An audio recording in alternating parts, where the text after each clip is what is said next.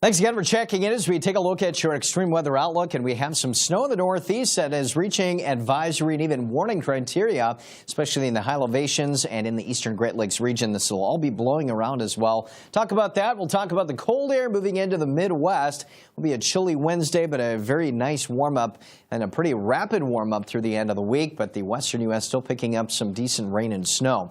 So in the northeast today, winds gusting up close to 30, 40 plus, even Boston nearing 50 mile-per-hour winds. And again, with that comes some snowfall. Winter weather advisories, winter storm warnings for parts of the Appalachians, eastern Great Lakes, and also the northern New England states. That's where we're going to see some of the heaviest snowfall amounts of maybe 6 to 12 plus. Caribou, Maine, still seeing some decent snowfall up that way as well. So it's a big storm that will continue to churn out that snow through Wednesday night and even into Thursday. By the end of the week, things should begin to kind of wind down here.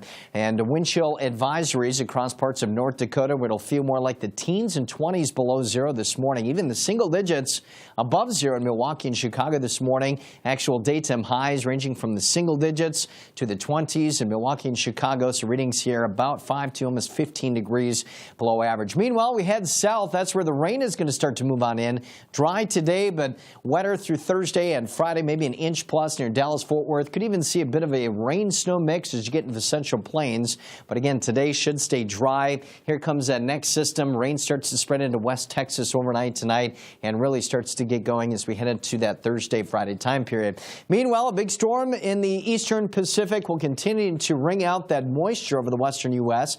We're looking at some rain as far south as L.A., decent amounts in Northern California and the Willamette Valley. And, of course, we are looking at some heavier snow in the Cascades and also the Sierra Nevada range. Temperature-wise, we're pretty chilly in the Midwest, as I mentioned.